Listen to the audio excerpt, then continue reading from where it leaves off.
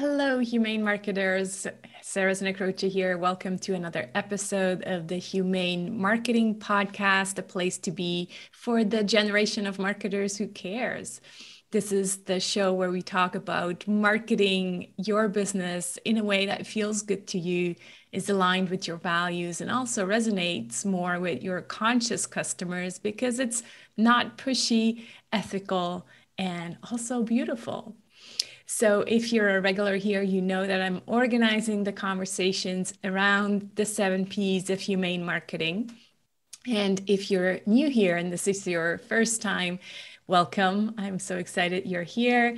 You may want to download your one-page marketing plan with the 7 Ps of humane marketing in the form of a mandala at humane.marketing/one page, the number one and page.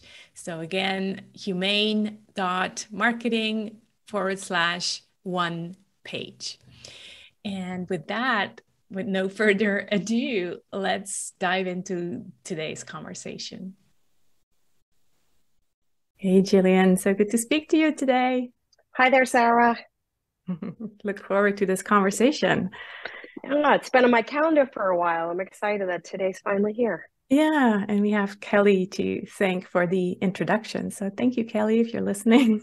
Yeah, thanks, Kelly. She's great. She's a great one. Yeah. All right. Well, we're going to talk about relationships in business, I guess, because that's the purpose of this podcast. But I think overall, relationships are important, right? So we're going to be focusing on a few types of business relationships, and you call them relationships. I, in the 7 Ps of humane marketing, I also call them partnerships. So to me, it's the same thing. I don't know, maybe you say if you see a difference, but kind of let's start with you and why I got you on the podcast for this topic, right? On your LinkedIn profile, you say that you're the chief handshaker of the Jillian Group. So what's a chief handshaker do? Tell us about your role and kind of what you do in business.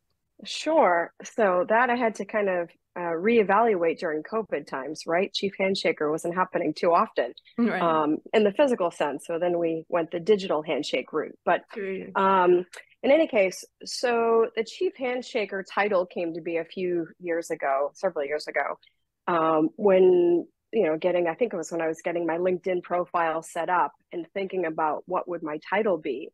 And it felt like everybody was a CEO. It felt like, that's not really the image that I had of myself. It just felt not in alignment with who I was. And so I went through a whole host of different ideas and then thought about, what do I actually do? And what I actually do, what I have always done and what I love to do is to shake hands and create opportunities. I was like, chief handshaker, let's go with it. And it was a little bit like, I'm not taking myself too seriously. It was kind of somewhat tongue-in-cheek, but also literal. So I went with it. And then lo and behold, it's like, I don't know, a couple of years later, LinkedIn featured me in one of their articles talking about how to optimize your profile and utilizing the title. And I thought, well, look at that. It's like kind of funny how it worked out that way. Certainly that was not my expectation or intent. But anyhow, that's really what I do. So that's the one thing. When I look at the arc of my career, and even beginning as a late teenager, I started building relationships. And that has carried me throughout my career to the point that every single piece of business I've ever done is a direct result of a relationship or a referral, period. So it's not really theory for me. It's what I believe in my core. To me, everything is about relationship. And so and I love how you're not really calling it networking, like it you can get into that, how it's different, but I can feel that it's somehow different than just networking. It is. To me, it is. But it's tricky. It's like this idea of a brand, or, is a brand who we say we are or what other people say of us, right? And so sometimes language is what the collective people use, and so the word that a lot of people utilize is networking. I get that, And I understand strategic networking. I understand all that. But, just for a moment, one of the consistent offers or requests I've had through my career is, Jillian, will you come train my sales team? It's like, I'm not really a sales trainer. And everybody always tries to put me in sales. Great at sales. I never try to sell anything ever. I don't like that. And that's the thing about networking piece. It always felt like doing something to get something. Yeah. Whereas for me, my whole framework for the way I show up for relationships, and therefore the way I show up for business and life, is about planting seeds. And thinking of relationships as assets, not personal assets per se, but indirect assets for opportunities to help other people. And so I continuously have been building relationships and planting these seeds and nurturing them for 10, 20, 25 years. So that's, I don't know if that makes sense. Maybe it's semantics. It makes but for a lot me, of sense. And it kind of, it's similar to my Selling Like We're Human book, right? Where when I'm in marketing, but when people ask me, well, what about selling? Can you write a book about selling? I'm like, I'm not a salesperson. I hate selling, right? Yeah. But then I'm like, well, I do sell, like I, do make money and have clients. So I can share that. And I think Selling Like We're Human is actually about these relationships, a lot of it. Right.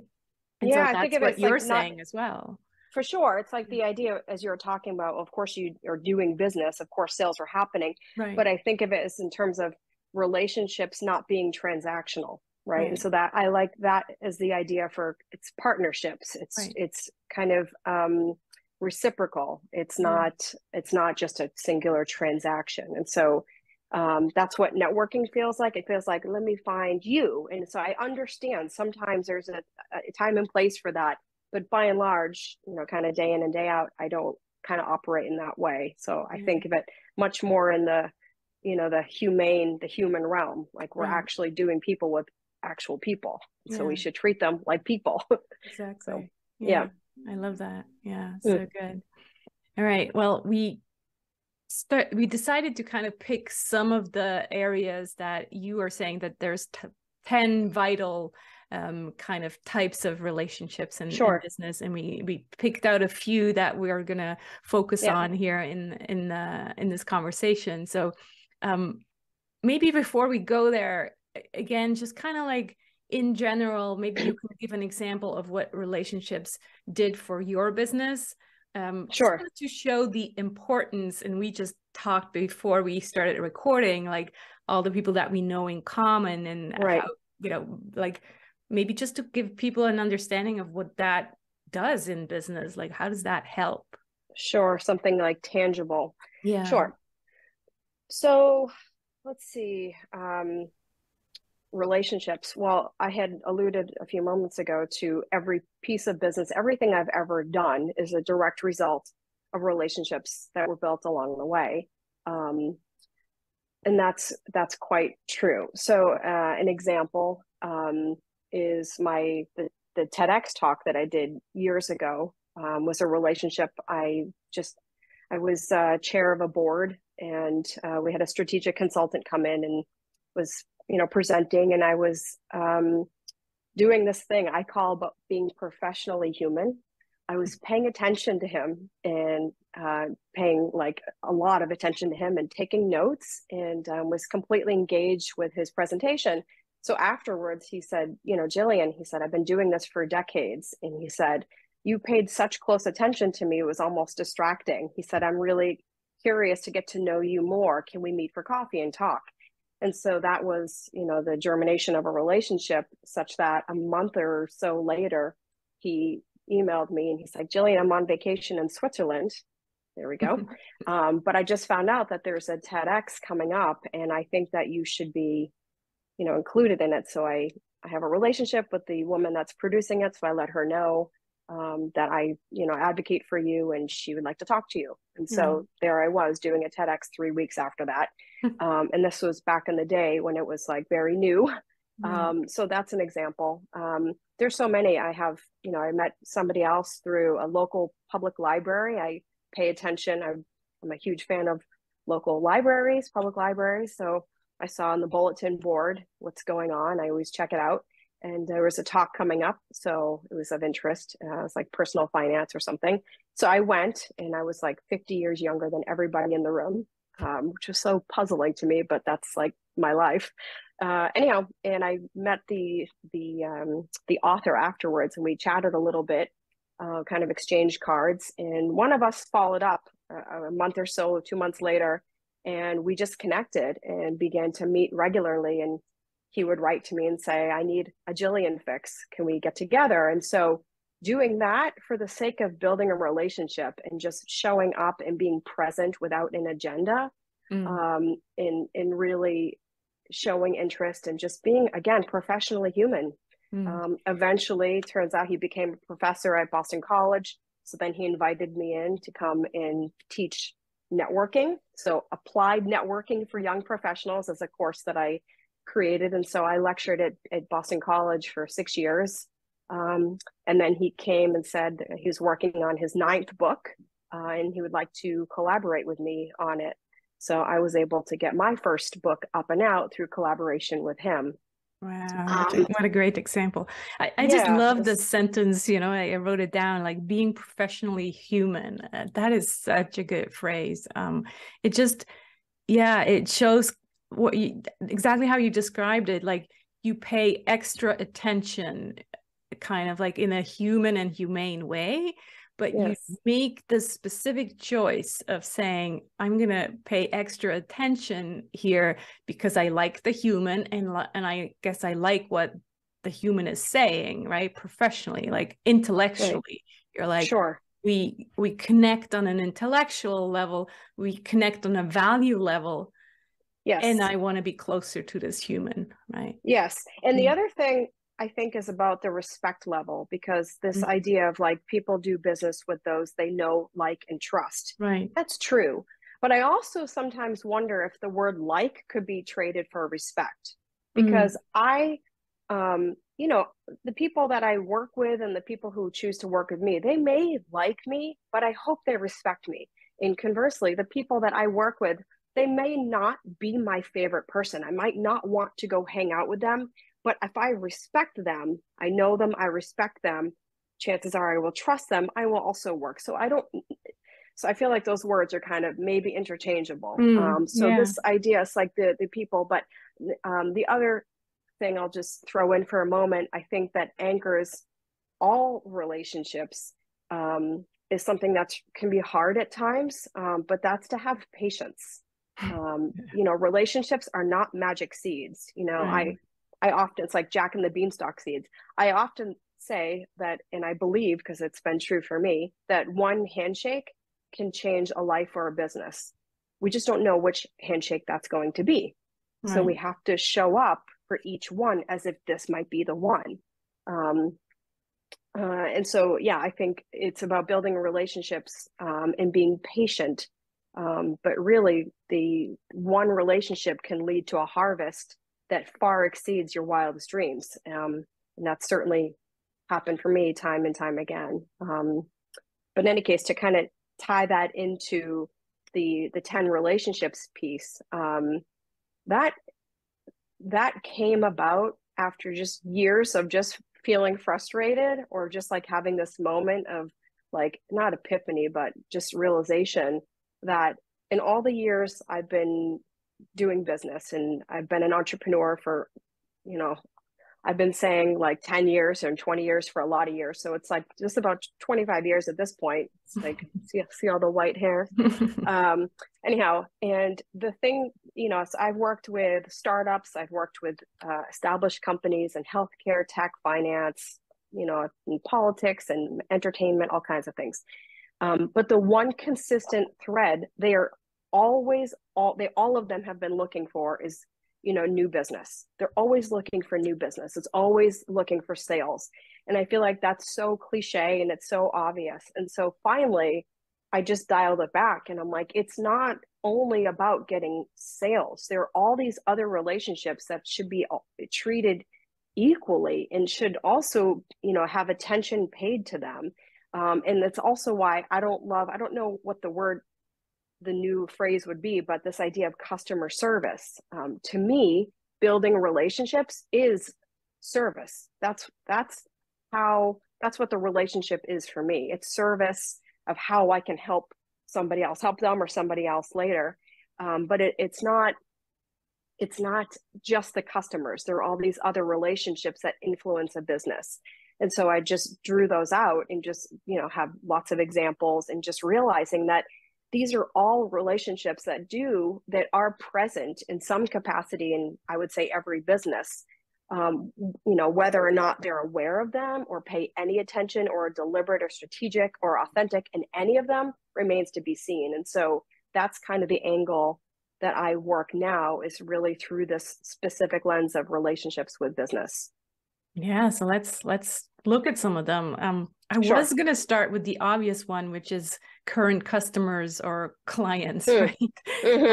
Which, yeah, I guess you're right. That's what everybody is looking for, and that's kind of like the one that stands out. And that's, to be honest, also I think the one that most people do networking for, right? And that's why personally I'm kind of like, really, I don't like it because it feels like I'm just on display to basically be sold to.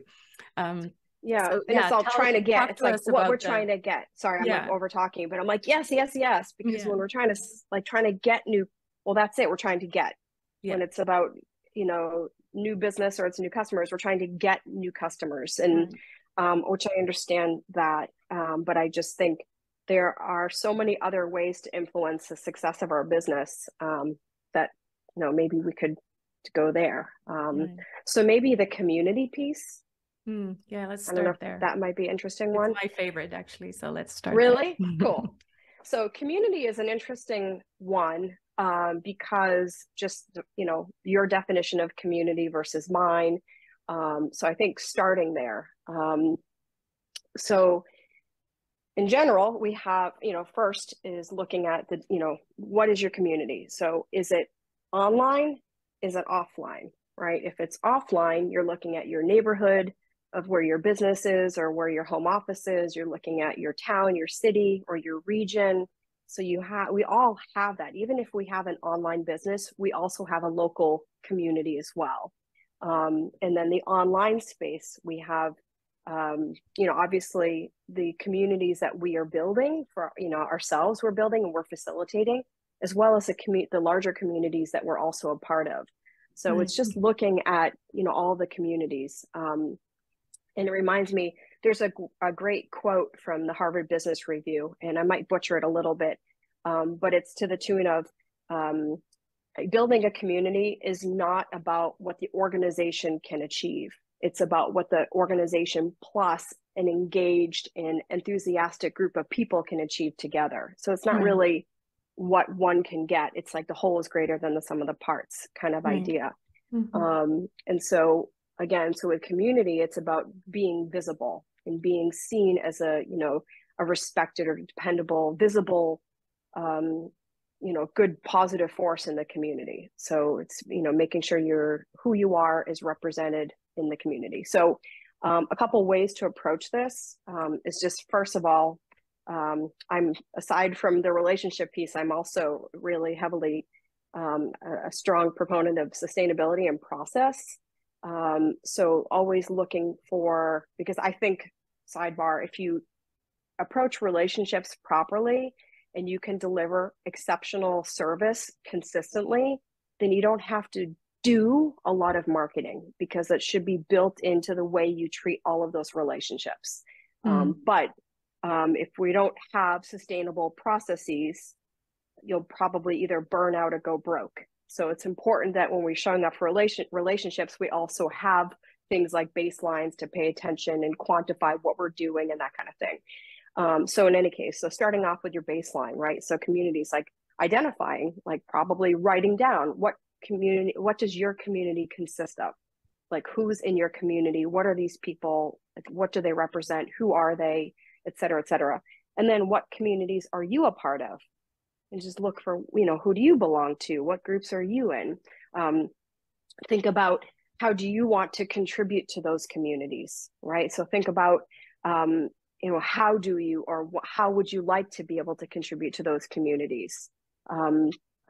Think about identifying, the existing values within the community that you're facilitating or the one that you're growing. I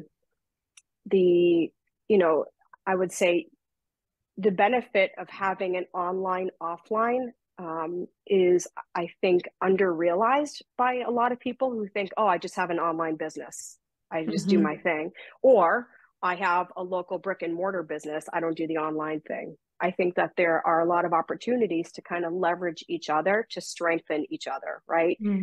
So there, for example, if you have an online business, there's, opportunities to look at your local community and either do an in-kind workshop, or it could be, a fee for service kind of thing.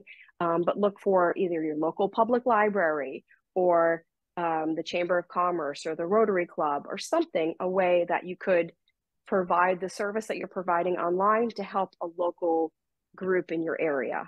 And on the flip side, if you're doing something locally, teaching a cooking class or, whatever it could be, there's opportunities for you to share some of that online as well.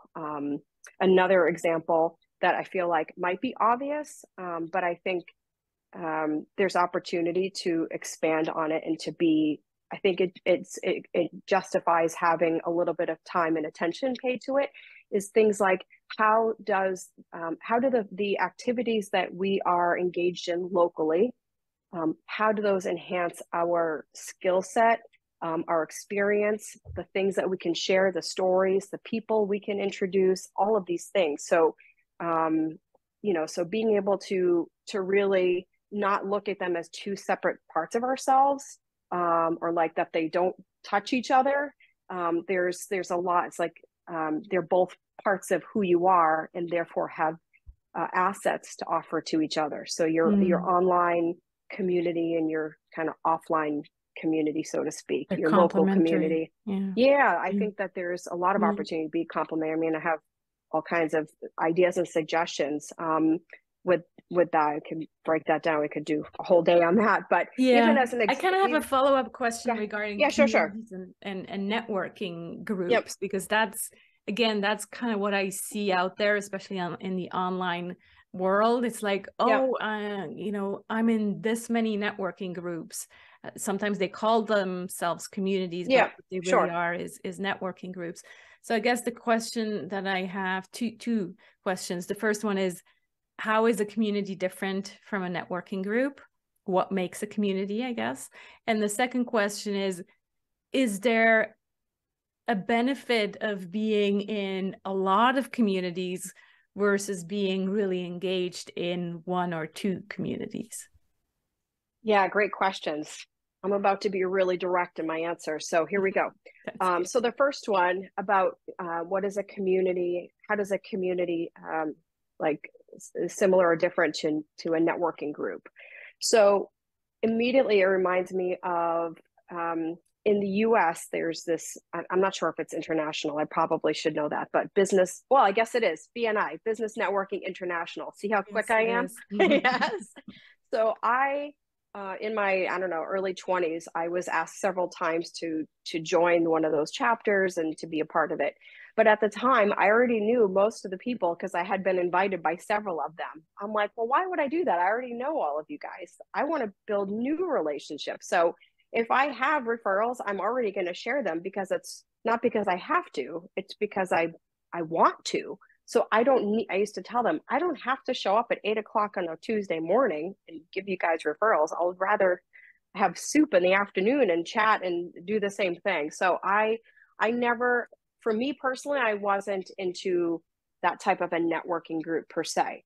However, I recently participated in some online networking groups, which is how I met the woman who introduced us. And it was delivered in a way that I, at first, was kind of frankly a little bit judgmental about. I thought, I don't know about this. It feels very commoditized. I don't know. It feels like we're trying to just slam it through, too many, too much.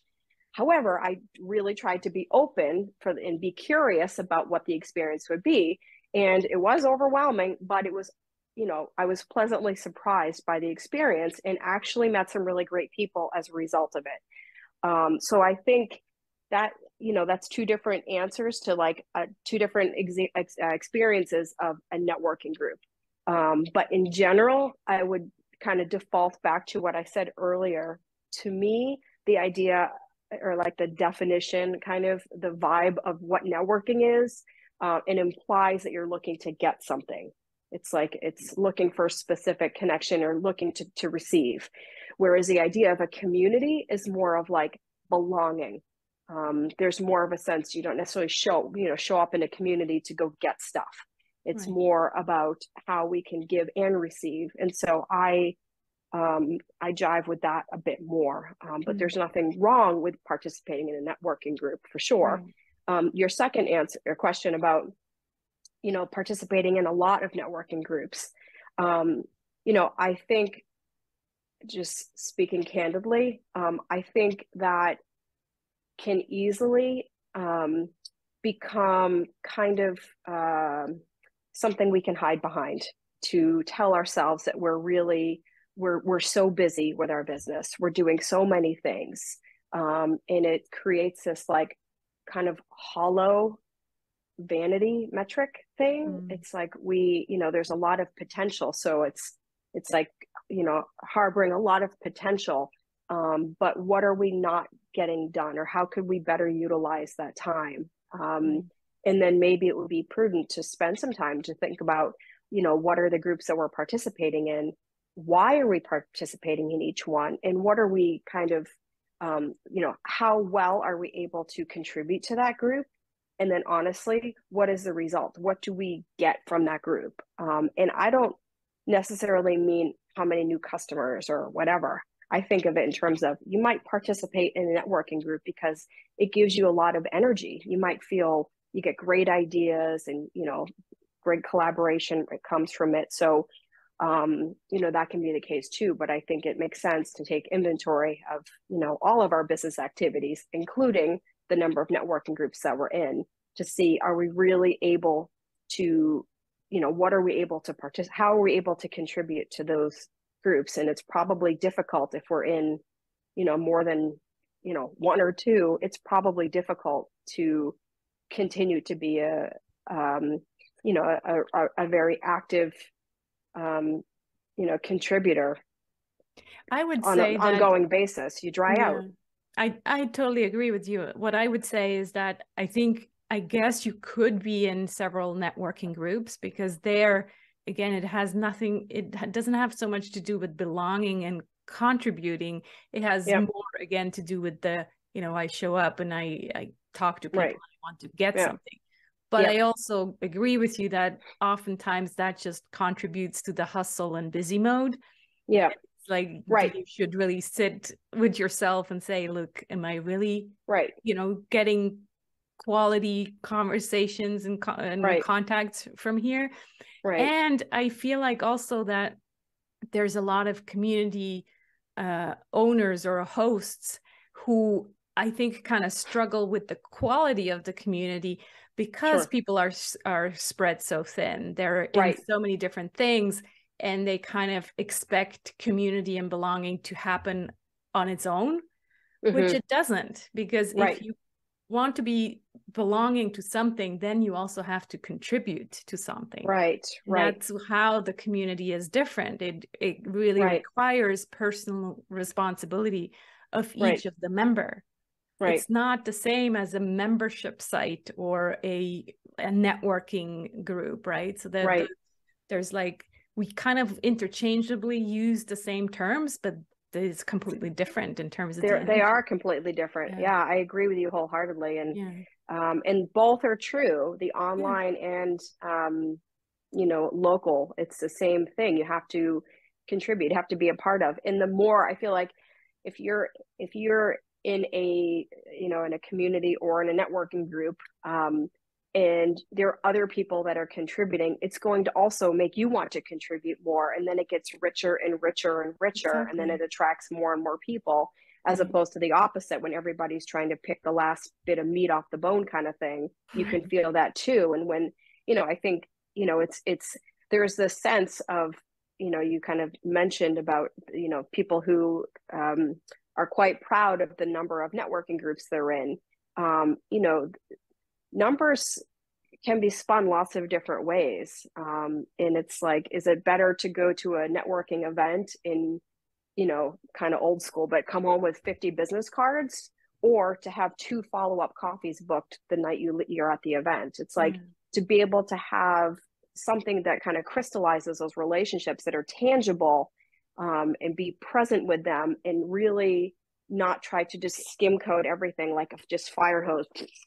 It's not the way anymore. It's really about creating impressions with people. And like I said, being patient. But in any case, I think there's opportunity for companies, for business owners, to look at the communities that they facilitate, that they're a part of, and then really take inventory of them, your baselines. What are you currently doing? Which ones are you in? And then how could you add more value? So what else is it that they're looking for? And then the opportunity to leverage the online and the offline communities to help each other. So your local community affiliations and, volunteer things and whatnot that you do can be kind of repackaged to help your online community, et cetera, and vice versa. So I think, we could go on about that, but I think that's awesome. And like I said, it's my favorite kind of out of all 10, but the other one that I really picked out that I'd like to kind of have you talk about is the strategic partners. Sure. I think that's a key one as well that probably is often overlooked. And I mentioned to you the book The Widest Net by Pam Slim. That just came out, and and that I really also think she talks about these strategic partners quite a bit, that is how you're gonna expand your business, if that's your goal, but also just kind of reach different audiences that you'd never thought of reaching otherwise. So for sure, more about these strategic partners. So I love, like I was saying, I love that you brought her book up, because that was on my list of suggested resources, actually, specifically around the strategic partner section. So and I love the part how she talks about ecosystem. I think that fits in really nicely with the idea of building strategic partnerships. So straight away, I think this is an easy one for smaller businesses, like micro or smaller solopreneurs, smaller businesses, to think that doesn't apply to me. But I think it absolutely does. As I said earlier, I think all 10 of these relationships really in some capacity are true for all businesses, regardless of the size. If you're a solopreneur, then your relationship with the CEO is yourself. So that still matters, So in any case, strategic partnerships. So the idea here is, the action word to me is collaboration, right? And it's creating influence, right? So again, same as previously, starting off with taking a baseline, establishing your baseline. What do you currently do in the way of building strategic partnerships? Do you have any in place or not? Where did they originate? What was the result? Would you say it was a successful partnership or not? And how did you measure it? How did you, or how could you measure that partnership to see if it was healthy? Was it successful? And was it mutually beneficial? I think that's a really important piece, again, to not show up in a relationship as a transaction, not for what you're going to get, but also what you're going to give, what you can contribute to this partnership. So the first point is there. So to look at, what's your starting point? Where are you starting from? The second part of building strategic partnership, I think, is about that collaboration.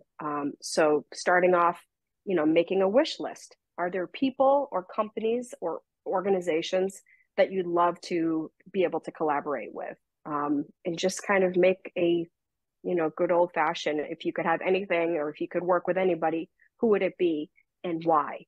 And so kind of thinking through that, I think, and again, I'm a huge advocate of documenting things, because we often have a lot of things in our head, but getting it down on paper helps us to take action and be able to look at it a little bit more objectively, perhaps. And then, so thinking about, why would you want to collaborate with these people? What is the experience you're looking to ascertain, or what is the result you're looking for, and what are the reasons? So, you might want to collaborate with somebody to create some new content, maybe to produce an event, maybe to do to create a podcast with them. Maybe it's to better serve your own customers, right?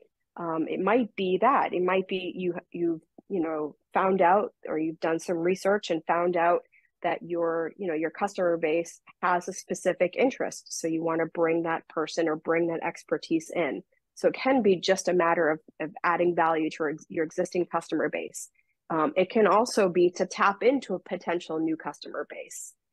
It can be for co-marketing purposes. It can be to share data on something. I mean, there are lots of different reasons to collaborate, to co-create on things. There's lots of reasons. So to actually spend the time thinking about who you'd like to collaborate with and why, I think is a good place to start, is a good exercise.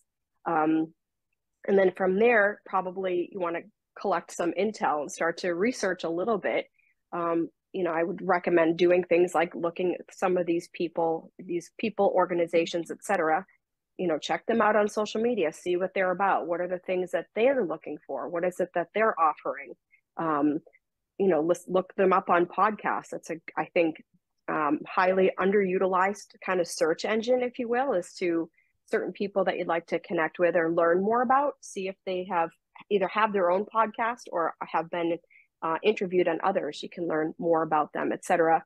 So online communities, etc. So start to collect the information to see what kinds of things, so you can educate yourself a little bit on the things of these people that you want to collaborate with, the things that they're doing, so you can start to look for the overlaps, the things that that you're doing, how you want to serve your community, what things you're looking for in a partnership, the people you'd like to contribute or work with, and then how, start to have some ideas about how you might collaborate together, so that when you do reach out to these people, you have already put some idea, some thought into it. So you already can, say you've spent a little bit of time. I mean, obviously you don't want to go crazy. You've got, you want to make sure time management is in check. But it really speaks well of us, and I think demonstrates our brand, that we are human and we are being thoughtful and deliberate, so that when you reach out to somebody and say, I'd love to have a conversation with you, I have some ideas, if you're open to collaborating, or at least, I'd like to share these ideas with you to see what you think. Then you can be thoughtful about it, and you've already kind of come up with a rough draft, so to speak. Certainly you want to give them room to be able to contribute their own ideas or feedback and contribute to that. But I think it's, again, it just speaks well, rather than showing up with a completely like, oh, I'd like to collaborate with you, which can be, code word for, do you have any business I can get? Right. So it's kind of like, I've actually spent some time on this, and I really like that you're doing this, and I've been doing this, and I think we can potentially explore that overlap. So I think, wouldn't you say maybe that's like almost a step too fast? Like if I don't know this person from scratch, and they're like approaching me, oh, I have this great plan and here's what we could do together. Personally, I'd be like, whoa, can we slow down and go back to dating a little bit first?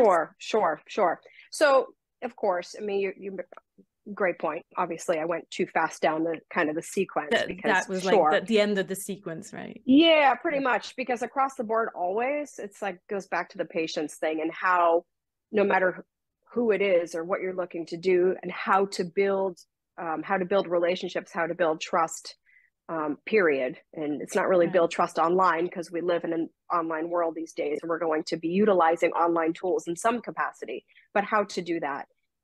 So we do a lot of that in the media section too, but it's the same thing here.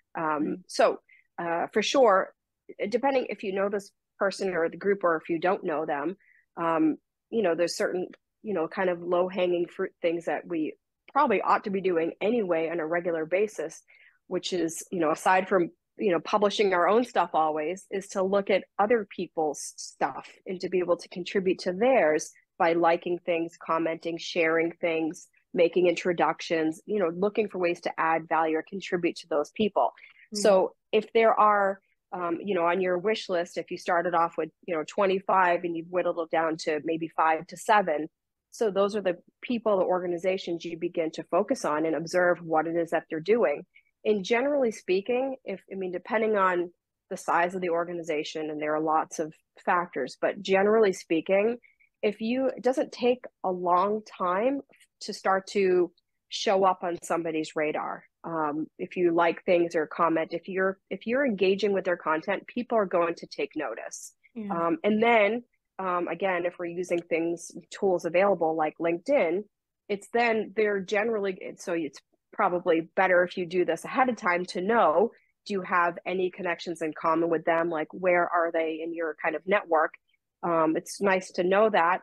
I don't generally reach out immediately. I don't always go and find somebody that says, oh, can you refer me to so-and-so? I handle it a little bit differently. But in any case, so to reach out to them like that. But I feel like after doing that for a little bit, you'll often get some feedback. Sometimes they'll be proactive and shoot you a message, on LinkedIn or Instagram or something, and just comment like, thanks. Or you'll start to see things like, this is like social media stuff, but after you comment for a while, at first you might get nothing, and then you might get like a like, and then eventually they might thank you with your name, and then eventually they might add a little bit more. So you're kind of rising up the level of their, top of mind awareness, kind of bit. Yeah, the awareness for sure. So that I feel like some of this, it's an art and a science. It really is an art and a science, and that's why I gave myself permission to interrupt you, because I think for you and maybe myself, it's kind of like so obvious, those tiny steps. But I know that people would hear that on the podcast and go, I can just send them a message and say, here I am, because I'm saying that because I did that as well, like a couple of times, because you get so excited, and then you're like this just happened in the past few weeks. I saw a summit, and I'm like, oh, great summit, I'd love to be speaking at this summit. And so I looked up who's hosting it, and then I'm like, okay, I'm gonna reach out to her. The summit actually just finished, but I looked up that she's been hosting this for several years. I'm like, okay, I'm gonna connect with her, not mentioning at all, I'd like to be a speaker on your summit at all. Just kind of congrats on the great summit. I hope it was a great success. And so now we're connected on LinkedIn, and now it's going to be my job to do those small things, those small seeds that hopefully in a year from now or 8 months from now, we'll have some kind of relationship. That I can then go, hey, how about being on your summit? Yeah, it's definitely true. It's a really valid point. I appreciate you interrupting me for that, because I think it matters a lot. And I think, here's the deal. I think intention is something that we can often feel, right? It's like we can tell when somebody's, it's harder to do online or through email. Tone is often missed. I get that. But I think that if our intention is true, and we are showing up, and we really do care, we are present, we do want to contribute, and we're not just simply looking to check a quick box and try to get something, I think that can resonate, and people can pick up on that. So sometimes it can be, hey, listen, you don't know me at all. I know this is really strange. And sometimes it's just being honest about it, and just being professionally human. We've all had those situations. And so sometimes, and that's why it's the art and science. And the only way to get good at that, which is not really getting good at it, it's becoming more confident in trusting ourselves, is by doing it a lot. And so I will do that sometimes now, reach directly out to somebody that's a high level person, because I trust my instinct. because I know how I'm showing up, and because I'm not desperate. It's okay. And I've had the experience where I do that and it's crickets. I don't hear from them. But the universe is funny. And 3 months, 6 months, or 2 years later, I end up standing next to them in an elevator. It's like, oh my gosh, whatever. And then they go on LinkedIn. They're like, oh, I'm so sorry I left you hanging. I'm like, yeah, lunch is on you next time. So it's like that, right? So there are situations like that. But your point about the summit, I think, makes sense. And that's why being kind of organized and being consistent with it and being patient all matters. But yeah, so I think that is a good point. I appreciate you slowing me down. So so you have kind of the people that you would like to collaborate with, what you can potentially offer to them, but then going a step further, and this is the part that I like that Pamela Slim talks about in her book, which is the ecosystem. And I think there's huge opportunity, again, for any company, any size, to spend a moment, in more than a few moments, but spend some time kind of mapping out what your ecosystem is in terms of your customer base, your clients. Who else do they interact with? What other complementary businesses? Who else is there? Who are your competitors? All of it, kind of mapping it out to look at who are the people that influence your customers. And then even bigger is who has the potential to influence them. So it's like, if it's, Google has the potential to influence them. It's like, great, good luck, go wait in line. Everybody wants to get to Google, but who has the potential to influence? So you start to look at that next tier. The next tier. So I feel like there's far more opportunity in that next tier than the top level, because that's played out and it's packed and it's bloated and kind of boring. So in any case, I think, I love how she talks about the ecosystem and exploring. It's a great opportunity to explore potential opportunities to collaborate. And it's just, I think, again, when you're looking to develop strategic partnerships, it's believing and knowing that what you do, what you have to offer, can help other networks, other organizations, other groups, other companies, other people too. And so if that's how you're showing up, that will be understood. I mean, certainly we're not just, handing out stuff for free everywhere, but if we're genuinely looking to serve people, you will probably resonate with other people who also have that value. And then that's when magic happens, really. Yeah, I'm looking at the time. I'm like, wow, we only just kind of went over 2 of the 10 vital relationships. We're gonna have to have you back, but I'll definitely link to that blog post. And like you said, the book, The Widest Net, is a great resource. You have any other resources on your end that you want to bring up? I do, because I realize this can be really overwhelming for any small business. It can be overwhelming to think about, how much time does this take? Where do I even start? Where do I even begin? Like, what tools should I use? All of these things, it can be very overwhelming. So for that reason, if any of your listeners want to spend 30 minutes with me, I would love to be available to kind of talk this through, or to brainstorm one of the 10 relationships. The media section we didn't really get to, but it can be that one, or any of the 10, to just talk about what it might look like for their business, and just brainstorm some of the ideas, or anything that would be helpful. Sign me up. I'm there. I think it's so helpful. That's a great offer. Yeah. So it's just, I'll give you the link, but people, you don't have to sign up for anything. It's just schedule time with me. So it's just a 30-minute complimentary chat that I would love to do for your listeners. So hopefully that will be helpful. Yeah, that's amazing. I think you're right. It sounds so trivial. It's like, oh yeah, obviously I love relationships, but if you start to think on the strategic level and on that ecosystem level, it does take, like, I tried to do it with my husband, and it's like, he doesn't know my world, right? So it's not actually, you have to be in the same kind of world. Otherwise he's like, yeah, what about like, no, that doesn't make sense. So I'm like, get it. So yeah, it does take some kind of sitting down and going, okay, what's the strategy here? How are we going to approach this?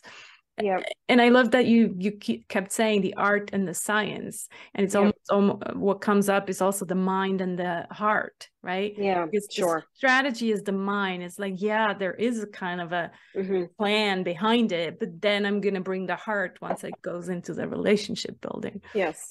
And that's really what I like about you, how you approach it. So thanks so much for coming on. This has been brilliant. I really love it. I have always one last question that I ask, and that's, what are you grateful for today or this week, Jillian? I'm grateful for. My life has far exceeded what I ever could have imagined for myself. I woke up this morning and I had 2 legs. I got out of bed in my own bed with a roof and heat. And that was in the first 30 seconds. So, I have a healthy boy. I have lots of things, but straight away, I woke up in kind of one piece in a home today. So I feel like that's the starting point, and there's just layers of gratitude upon that. So that's my answer. Sure. Thank you. Thanks and so much. I'm grateful for the opportunity to talk about relationships. It's a challenge sometimes because there's so much I get like, I want to, there's a lot to it.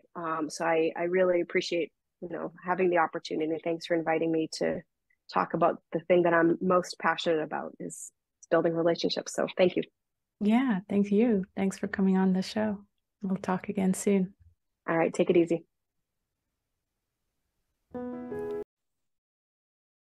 Thanks so much for watching and being part of a generation of marketers who cares for yourself, for your clients, and for the planet. We really are change makers before we are marketers.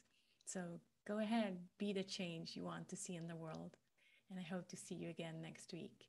Take care.